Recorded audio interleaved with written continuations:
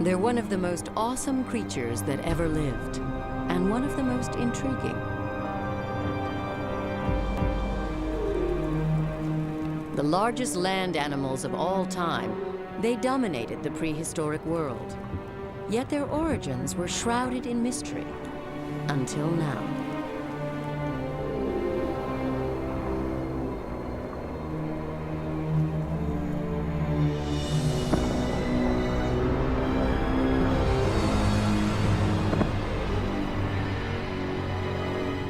"165 million years after it died, a dinosaur named Atlasaurus would launch a search for one of the holy grails of paleontology.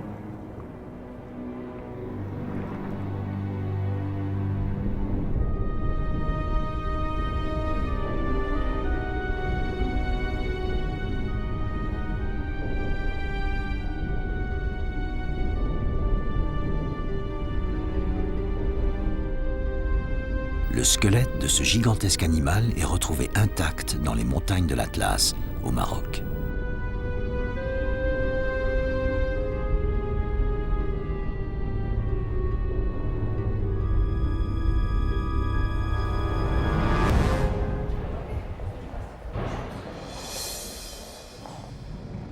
Atlasaurus, the star attraction at the Rabat Museum, is the oldest complete sauropod skeleton ever discovered.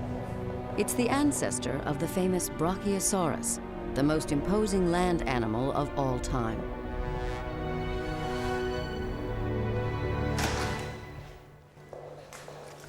Et voilà cette première reconstitution.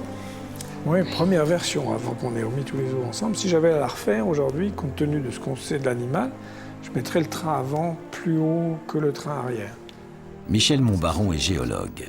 Nadja Takesby, paléontologue.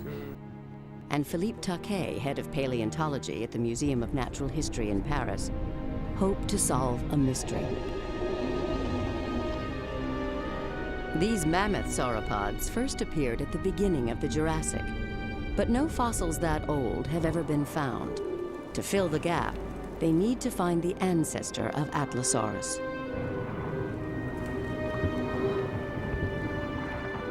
200 million years ago, before the Atlantic Ocean appeared, North America and Africa were joined in a single landmass. A clue to their common history can be found in the Atlas Mountains of Morocco.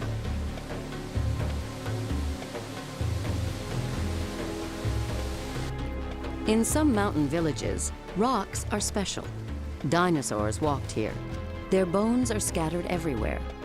In most parts of the world, fossils from the early Jurassic have been worn away by erosion or buried under miles of sediment. But in Morocco, the crumpling of the Atlas Mountains exposed the land containing traces of life in the early Jurassic, the missing chapter in the history of dinosaurs.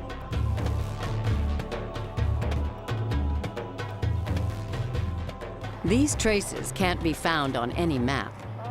Only an experienced geologist like Michel Montbaron, who has worked in Morocco for 30 years, could find them. Following his lead, the team traveled to the village of Azilal, 60 miles from where Atlasaurus was first discovered. Fossils that may be even older unexpectedly turned up in a farmyard. Philippe Taquet and fellow paleontologist Ronan Alain set immediately to work. The owner of the land indicates where he discovered the first fossils, little suspecting their importance.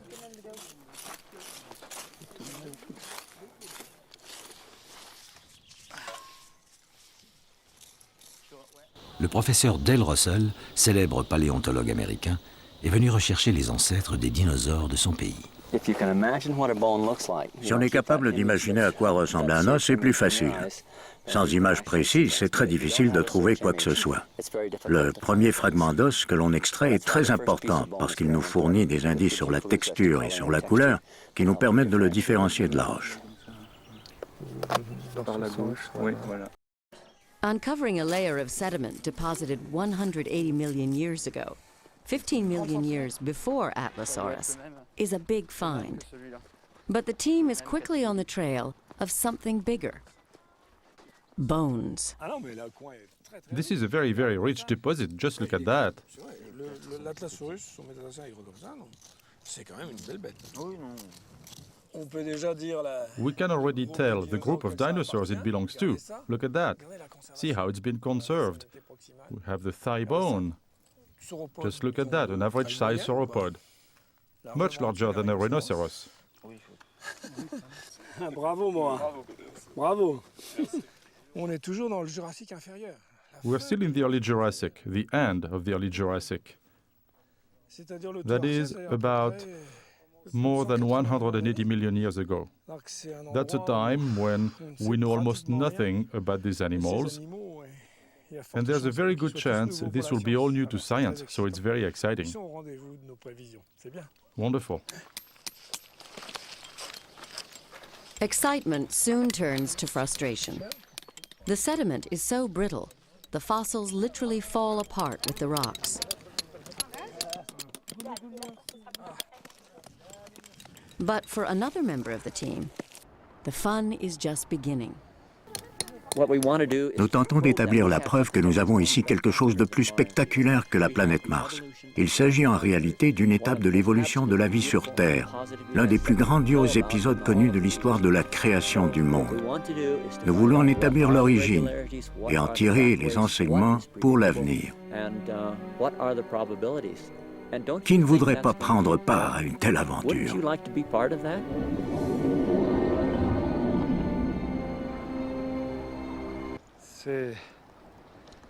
While the paleontologists lick their wounds, geologist Michel Montbaron is out prospecting for ever older terrain.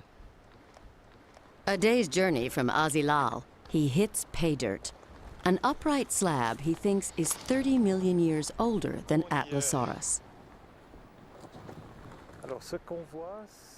What you are seeing here is a limestone slab from the lower Jurassic, covered with dinosaur footprints, three-toed theropods, most likely. Of course, when these footprints were made, the stone was horizontal. This was a plain covered with mud across which the dinosaurs ran, probably in search of food.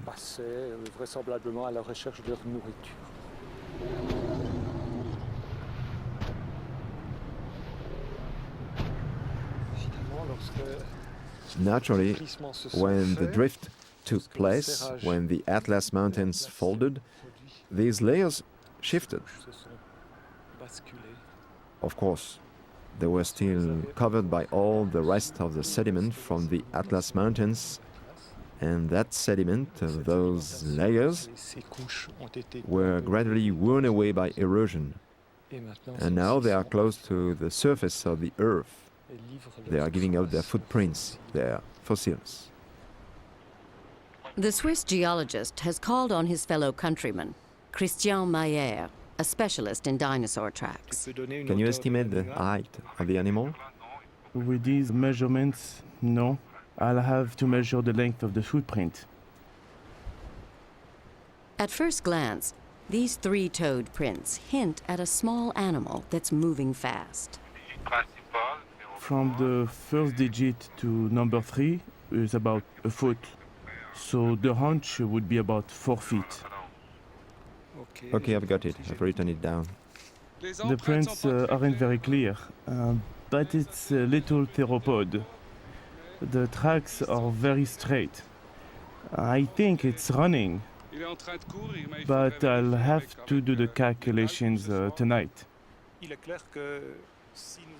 It's clear that if we have found footprints on slabs like this one, we could find bones somewhere.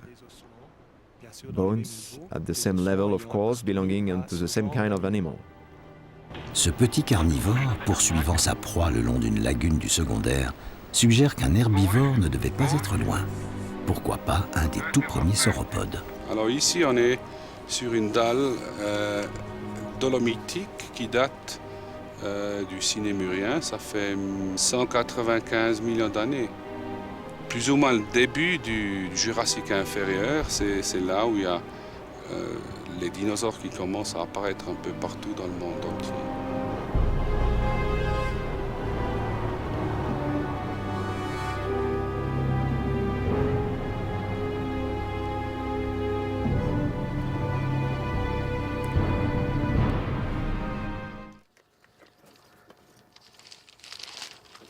No one ever said chasing dinosaurs is easy.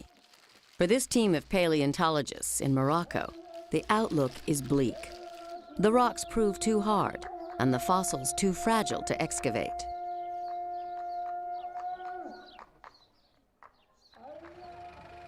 Faced with a setback, the team has no choice but to abandon Azilal and move on.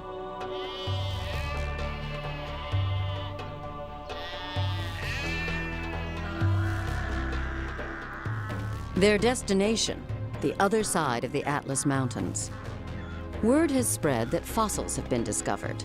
Now it's a race against time before the site is plundered. The team heads for the village of Tandout on the edge of the Sahara.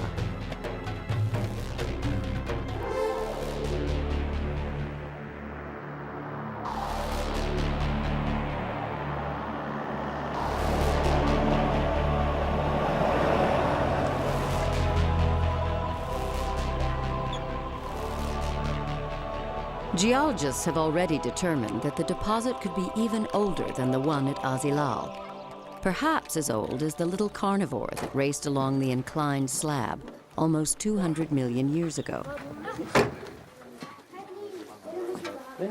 The team is a welcome sight. After greetings are exchanged, Mr. El Hussein, the owner of the property where the fossils were found, offers the team a warm meal and fills them in on what happened before they arrived.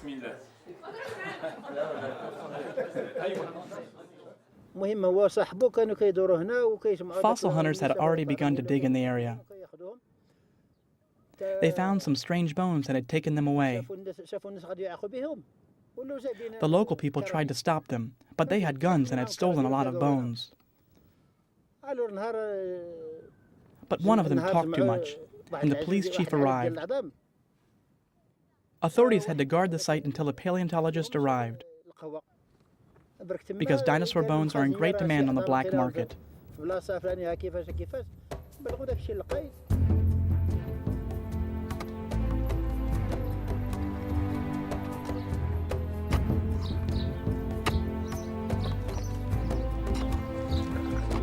Whatever they took, it was the tip of the iceberg.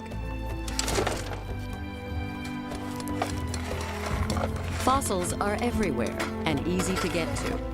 Unlike Azilal, the earth is pliable and yields to the touch.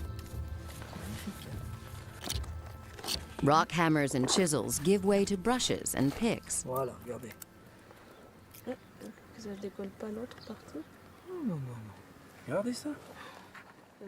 Philippe Taquet dégage avec précaution un os d'une taille inhabituelle. Philippe Taquet is onto something important and alerts Dale Russell. Come have a look. What do you think of this? You can see the other side, but I think it's a tibia, but it's fairly complete all the same. I have something else to show you. Fatima found this.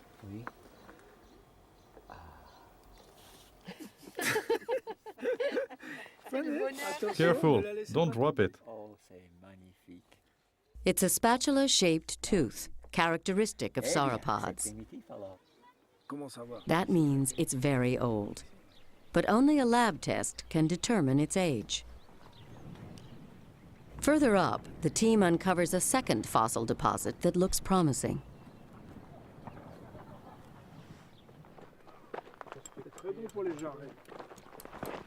A dense concentration of bones like this hints at a primeval disaster.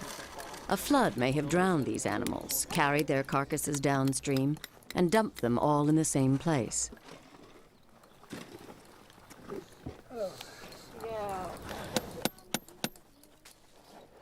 Shoulder blades, ribs, toes, vertebrae. Some 200 fossils are catalogued, belonging to several different sauropods. Soon, a picture begins to emerge. It seems that sauropods were not always giants.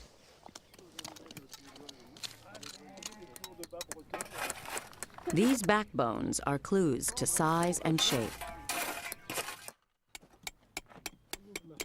To help orient the dig, Michel Fontaine, advised by paleontologist Ronan Alain, draws the skeleton as it lay when the animal died.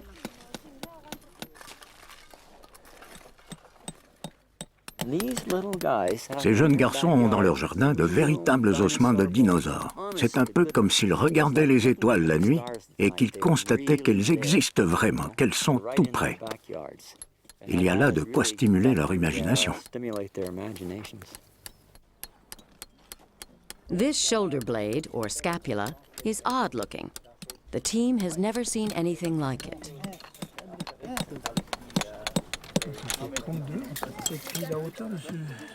Pour un paléontologue, une scapula primitive à bord parallèle comme ça nous dit que l'animal est ancien et qu'il est un sauropode, un dinosaure herbivore primitif, plus primitif que tous ceux qui sont connus classiquement. Là, le paléontologue apporte sa pierre à l'édifice en disant « ce gisement, par ce seul os, il est ancien, il est forcément, probablement, très probablement même, du Jurassique inférieur. Il est avant les sauropodes déjà connus. Cette scapula est plus ancienne, plus primitive que celle que l'on connaît chez les autres sauropodes plus évolués. » Avant d'être déplacée, elle doit être soigneusement protégée. If Philippe Taquet is right, it's a day to celebrate. They've finally found the ancestor of Atlasaurus. The question now is, how old is it? Taquet is convinced it comes from the early Jurassic, 180 million years ago. Montbaron thinks it may be older, closer to the end of the Triassic period, a staggering 205 million years ago. On est peut-être dans le Lias moyen supérieur, mais on est aussi peut-être dans le Trias. An interesting discussion. But I'm betting Jurassic. Pas du Crétacé, c'est pas du Jurassique moyen, c'est peut-être du Jurassique inférieur, c'est pas exclu. Si. Moi, je vote pour le Lias, Michel.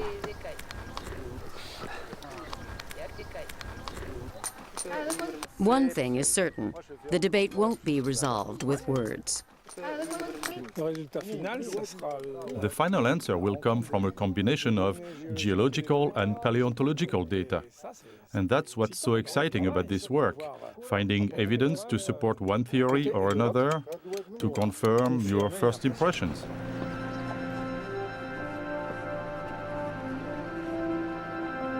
To pin down the age of the dinosaur once and for all, Michel Montbaron heads back into the field in search of a site from the same geological level as the dig.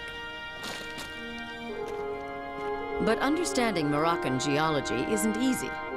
When the Atlas Mountains were formed, the layers of the Earth's crust crumpled, folding on top of each other, complicating the work of geologists. I am studying the structural geology now. I'm trying to make sure we are studying the same level and that we have not moved into red bed from a different age or a different type. Red sediment is typical of the Jurassic, but not exclusive. This red bed lies at a 20-degree angle north. Le nord 309.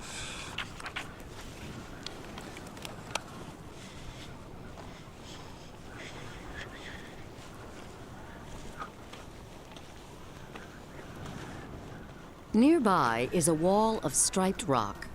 Here, layers upon layers of sediment have been vertically upended. The light stripes are marine calcium deposits. The dark, limestone laid down on land over millions of years as sea level rose and fell. The thickness and texture of the sediment reminds Montbaron of a limestone bed he knows well. It was formed during a period just prior to the one at Tondoute.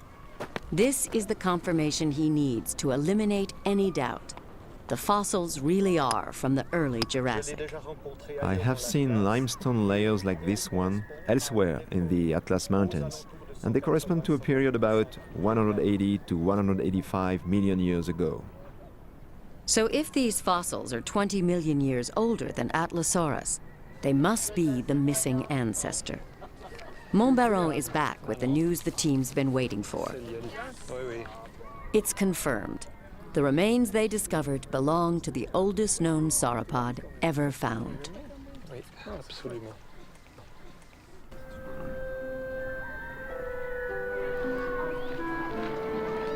Les dinosaures de Tundut, ils sont très très vieux.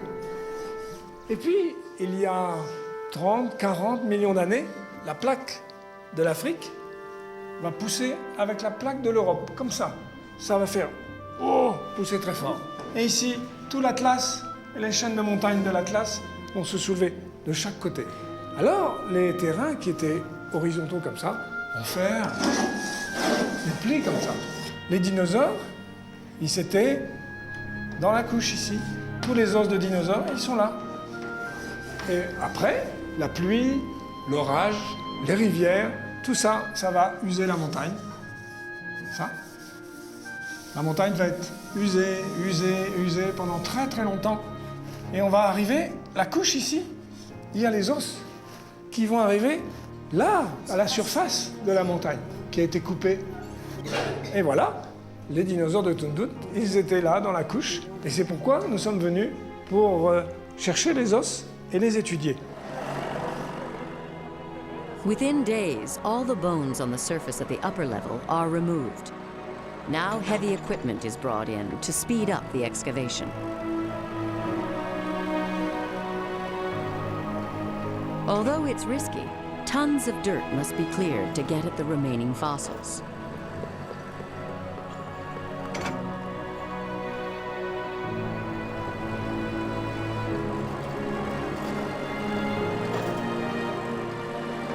Meanwhile, lower downhill, work proceeds by hand on a spectacular accumulation of bones. Scattered on a wall, like pieces of a jigsaw puzzle, are half a dozen vertebrae. Tout ça sont deux, une qui la suit, une troisième ici dans cette même série, une quatrième plus loin dans la queue, au bout d'une cinquième, 6. These are all no doubt vertebrae from the tail. In the middle of all that, bone, probably from the forelimb, 2 metatarsals, 2 bones, one upright, the other upside down, foot bones, and then crosswise, some ribs, one here, one there, then an almost complete one there in that direction. An enormous arm bone. Very exciting, that one. A humerus with its spatula. That's the top end. And it's seen from behind. It's hidden in the bed. We're barely at the end there, and that's very important, because it's a large bone. The bones of these early sauropods are surprisingly large. A lab analysis of their structure will perhaps reveal the construction secrets of the giants that followed them. The framework that supported their colossal bodies must have been both lightweight and incredibly strong. This is the beginning of the stages of the great radiation of dinosaurs. And for us in North America, these are specimens that we don't have. This fills a great missing link in the Atlantic. There certainly are Les restes d'ossements de dinosaures présents ici sont très intéressants. L'Atlasaurus a été une découverte capitale. Elle prouve que des dinosaures primitifs du Jurassique moyen étaient présents ici et que des dinosaures plus anciens le sont probablement. Cela comble un vide énorme dans la connaissance de l'évolution des dinosaures.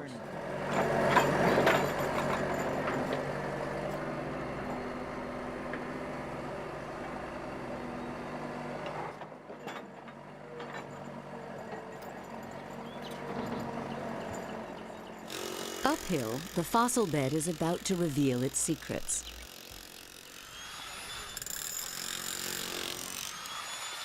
Two perfectly preserved sauropod teeth stir hopes that a skull might be near.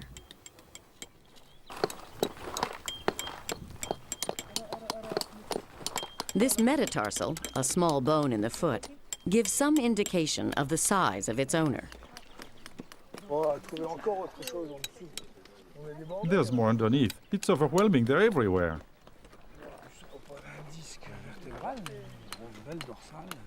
Le haut serait comme ça, le canal de Râle. Le fait que les dinosaures aient été les seigneurs de la Terre pendant 155 millions d'années. Ils ont régné sur la Terre du Trias jusqu'au Crétacé supérieur. Et donc ils ont été un grand succès évolutif. Et moi je m'insurge toujours contre les gens qui disent « Oh, les dinosaures c'était des animaux grands, bêtes et méchants qui ont disparu faute d'avoir su s'adapter ». C'est totalement faux. Le succès des dinosaures est un succès dans l'histoire de la vie sur Terre incontestable, fantastique. Il faut rappeler que l'humanité n'en est qu'à 6 millions d'années d'ancienneté. C'est pas beaucoup. 155 millions d'années, c'est un succès évolutif. Et donc si les dinosaures n'avaient pas été là, occupant toutes les niches écologiques pendant cette longue période de temps, l'histoire aurait été certainement différente. À la même époque existaient déjà les petits mammifères. Et si les dinosaures avaient été absents, les mammifères, ils avaient toute la place, eux, pour évoluer. Et notre histoire, elle aurait peut-être gagné 70, 80, je ne sais pas, 100 millions d'années. Et nous-mêmes, nous serions là sur Terre depuis bien plus longtemps peut-être. On peut faire de la paléontologie fiction comme ça, qui n'est pas totalement dépourvue de sens.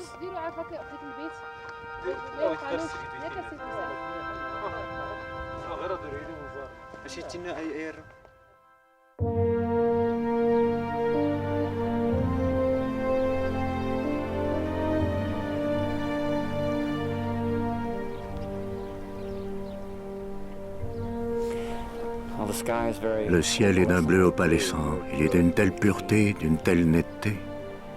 C'est beau.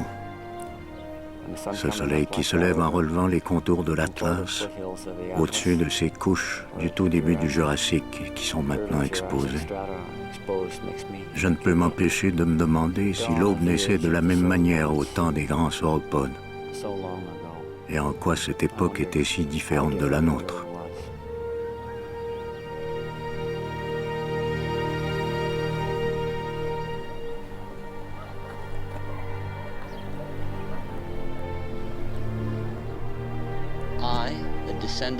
Moi, un descendant des écosystèmes qui existaient et évoluaient il y a 180 millions d'années, je pose aujourd'hui un regard sur ces restes et je les découvre.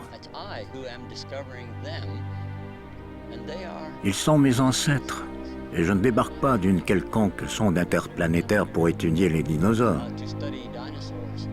Je suis le résultat de leur monde et me voilà avec les yeux de celui qui, pour la première fois, peut apercevoir leurs ossements et leurs restes et avoir une pensée pour eux.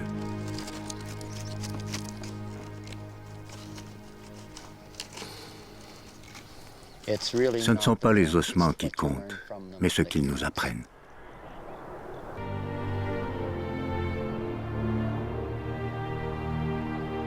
In the central Atlas Mountains, a sauropod trackway near the town of Demnat offers Michel Montbaron and Christian Meyer a rare opportunity to study dinosaur locomotion. The animal that left these tracks is similar in size to Atlasaurus. The prints are almost 4 feet long. Combined with the length of the stride, we can estimate the speed of the animal. And then we'll measure the length right here. Just as the mud was drying, the dinosaurs passed by, leaving their footprints. When it dried completely, the prints were fossilized and preserved. During the next flood, or when they were covered by sediment, the dried footprints were preserved by the layer on top.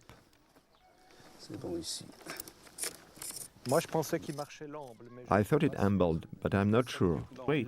Amble, if you put down both right feet at the same time, then both left feet at the same time, like this. Isn't that it?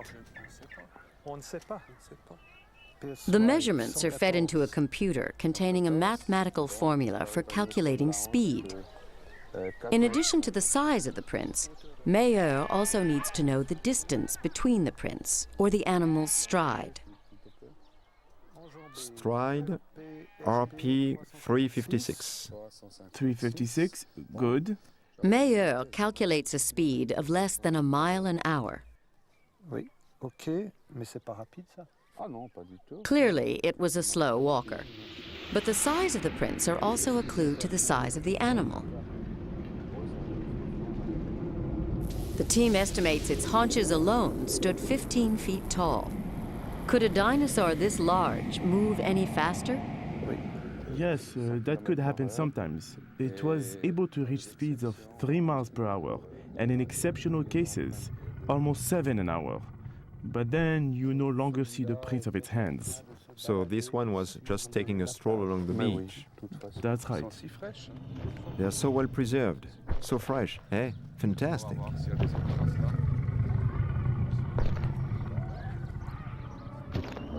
The tracks are so clear, it looks like the dinosaur passed this way only a few moments ago.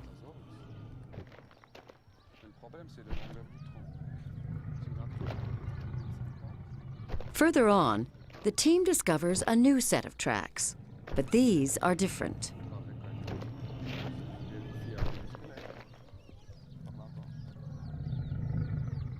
There are 1 or 2 very interesting footprints here, and you can make out the toes clearly. It's the footprint of a carnivore. Unfortunately, it left its calling card in a farmyard. The rest, if any, are buried under a pile of fertilizer. The team needs at least 3 prints to accurately measure the animal's stride. Then they can determine if it was walking or running, and possibly what kind of dinosaur it was. This is a first. Manure ecology. It's a theropod.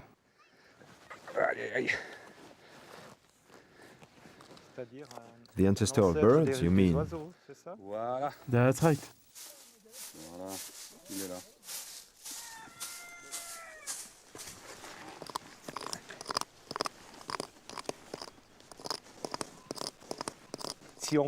If we continue to dig along this slope, at this level, we'll find the rest. That's it, it's working. Using the print as a starting point, draftsman Michel Fontaine has a good idea of what the foot may have looked like.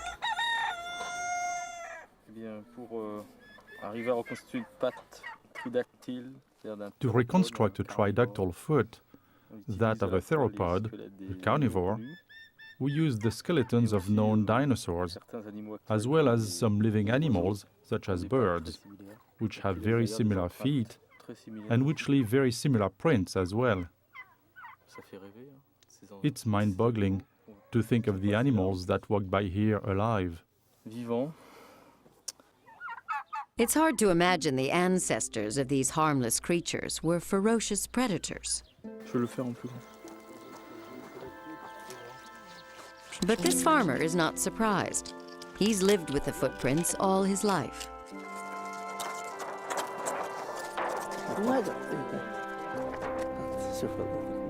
When he was little, his parents told him it was a monster that carried off children who behaved badly.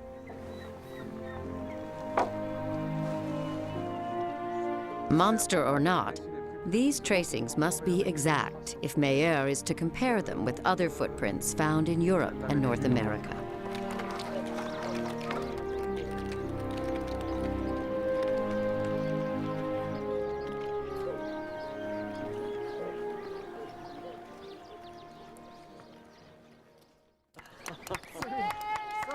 At the Tondoute site, an extraordinary discovery is celebrated in the traditional way.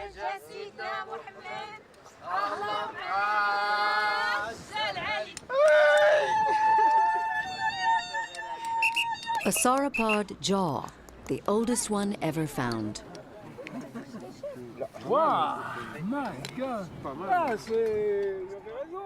Take is overjoyed. He hoped they'd find a skull or part of one. A jawbone is a real find. In sauropods, the neck bone is not firmly anchored to the skull, so a jaw can easily become detached and the teeth lost or crushed. I think this is really a wonderful discovery. It really is going to make a difference.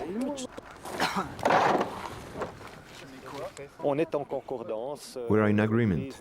The evidence is piling up and we are making very good progress with the inquiry.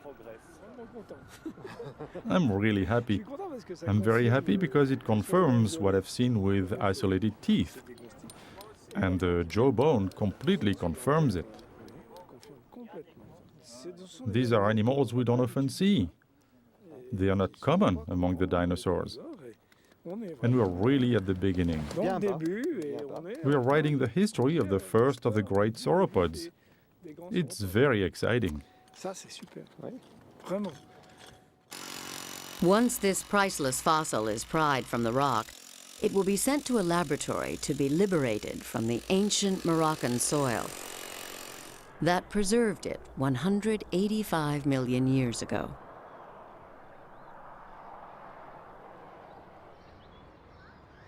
A few weeks after the discovery of the jaw, Taquet returns to the Museum of Natural History in Paris.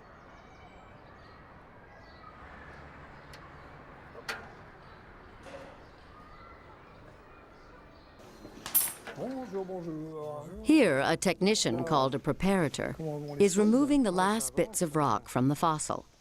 It's a painstaking job requiring skill and patience, but the rewards are worth it.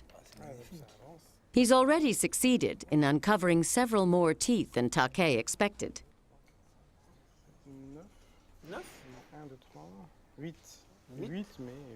8. Very good. They're much more widely spaced than a prosauropod. And much bigger, much bigger. It's even more impressive than in the field. Widely spaced teeth are a sure sign of the sauropod's great age. Oh yes, a lot will be written about this. This powerful jaw with its strong teeth was designed to handle the tough vegetation that formed the diet of this ancient herbivore. In the lab next door, paleobotanist Jean Desjacques aims to reconstruct the daily menu of this sauropod. A rock taken from the excavation site contains all the information he needs. The rock is fossilized sediment, a time capsule of the environment during the early Jurassic. Buried in this primeval soil is organic material from plants and trees. Once the sediment is ground up and sifted, Desjacques will bathe it in hydrochloric acid.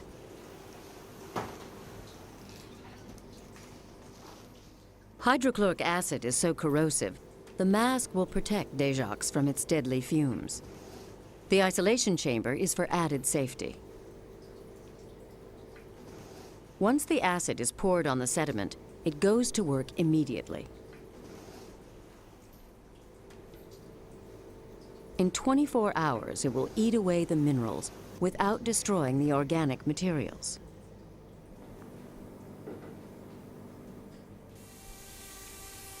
Preparing a fossil can take weeks, even months. As more detail merges, the task becomes even more refined and tedious. A microscope reduces the chance of damaging the bone.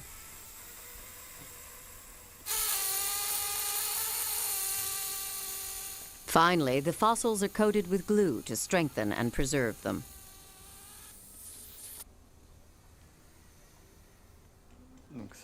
This is the end of the toe, since he must have had 3 bones, about that size. We've got others like that. And then a claw at the end. So he must have stood like that, and then with the rest of the foot, ending about there. Renaud Alain describes an animal that is young enough to be far removed from its archaic ancestors, yet old enough to be the patriarch of the sauropods. If you replace the right bone here, you'll see the contact with the skull here. If you wiggle the bone, it's under the teeth. This is a very primitive characteristic, found more in archaic sauropods. The number of teeth is very important. there are about 20, but normally in sauropod dinosaurs there should be only about 15 to 17 for the most primitive ones. As for the length of the skull, we know what it is. It's a relatively large skull. Actually, we know that as they evolved, the skull of the sauropods got smaller and smaller, and more primitive forms still have very, very large skulls. A bit like what we saw with Atlasaurus.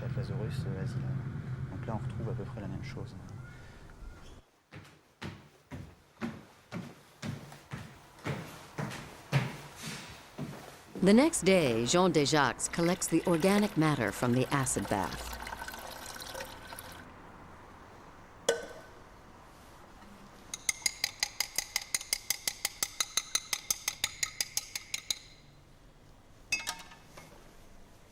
From these minute clues, he'll reconstruct an ecosystem. Here, I've isolated the fraction between 10 and 100 microns, the fraction of organic matter.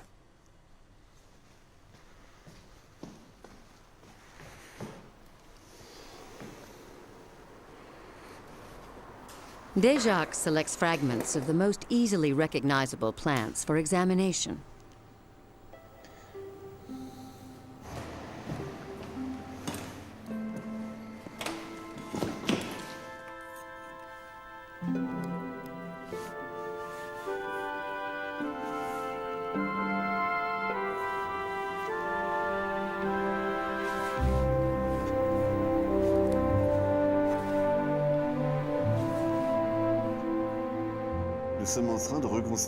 We are in the process of piecing together a puzzle that nature delivers to us in bits and pieces. On the one hand, in the sediments of large bones, and also in the sediments of very minute organisms, bits of plants like those I'm observing now.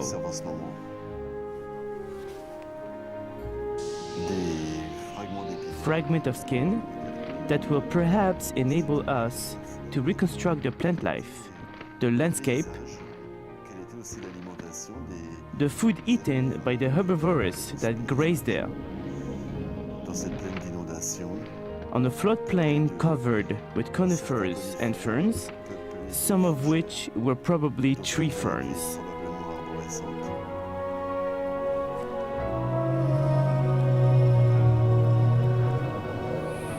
$180 million years later, vegetation similar to the diet of the dinosaurs can still be found on one tiny island in the South Pacific.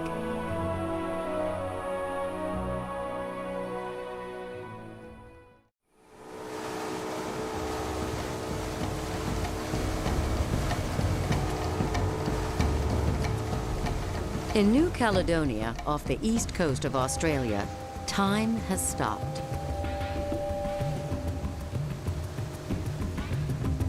For Jean Desjacques and Dale Russell, Île des Pins, or Pine Island, is a throwback to the age of dinosaurs. I wonder if the spinopsid plants look something like this. I think they did. So that's a very ancient form. Yes. It's, we say verticillate branching.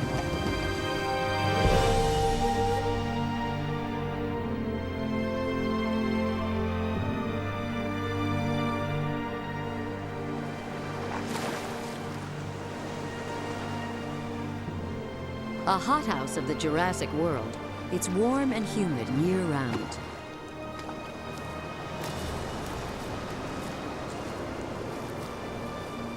Yet there's not a single blade of grass, a flower, or a butterfly. Nature had yet to invent them. Here, dense pine forests mingle with ferns, palms, and exotic monkey puzzle trees.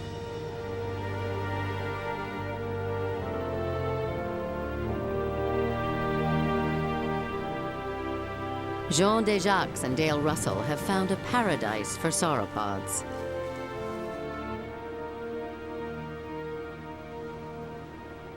We're arriving at a small grove with these magnificent monkey puzzle trees. They're still quite young. Araucaria, or monkey puzzle trees, are the most primitive conifers alive.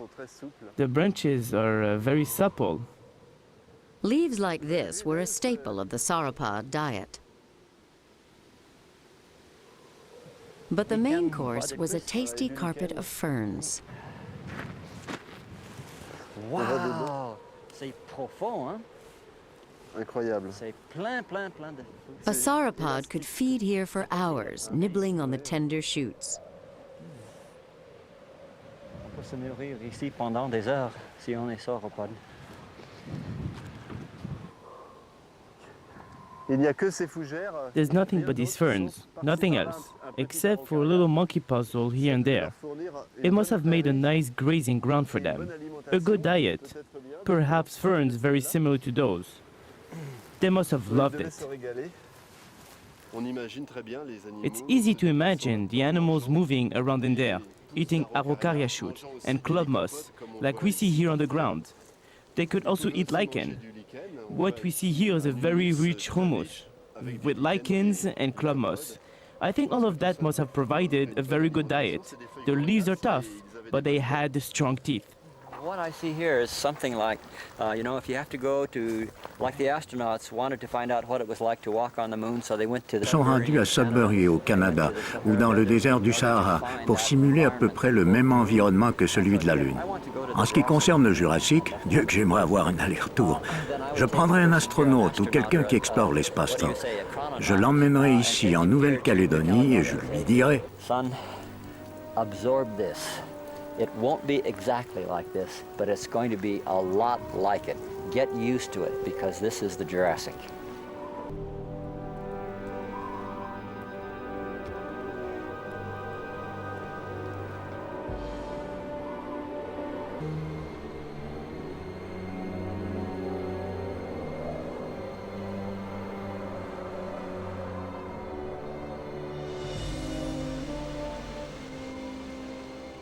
Ce qui est surprenant au sujet des plantes que l'on retrouve ici, c'est la simplicité avec laquelle elles se développent.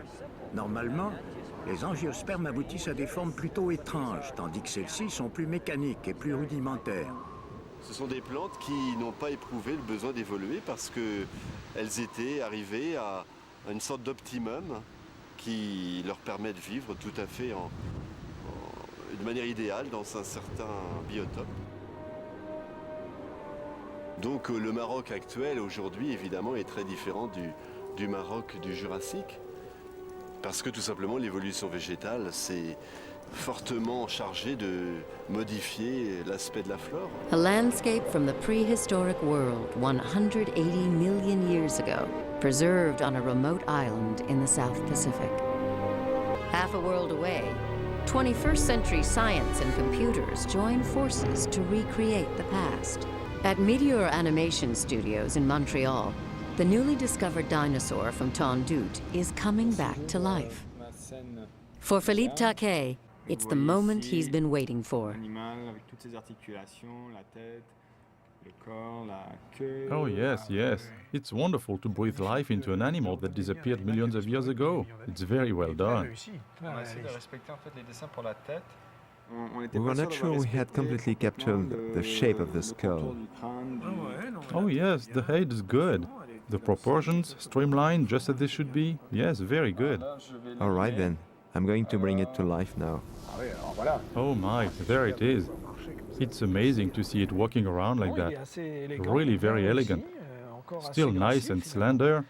What is really fabulous is to think that based on a little bone like this, called a chevron, attached to the underside of the tail vertebrae, we can say that this animal is a true sauropod. Et il est très probablement l'ancêtre de tous les grands dinosaures du Jurassique. Et en effet, par exemple, l'Atlasaurus qui lui succède, là, qui est beaucoup plus grand, deviendra avec des pattes en colonne, des membres comme des pattes d'éléphant, avec un cou beaucoup plus long, une queue beaucoup plus longue. Ils vont atteindre des poids de plusieurs dizaines de tonnes et des longueurs de dizaines de mètres. Ce qui est formidable de penser que les dinosaures là étaient au bon moment et au bon endroit au Maroc, on les a trouvés, et ils sont les ancêtres des grands dinosaures d'Amérique du Nord, du Jurassique, parce qu'à ce moment-là, l'Afrique était encore soudée à l'Amérique du Nord. Et ce qui est formidable, c'est de les voir évoluer dans leur environnement, dans leur milieu, comme si on y était avec eux. Ça, c'est le rêve de tout paléontologue.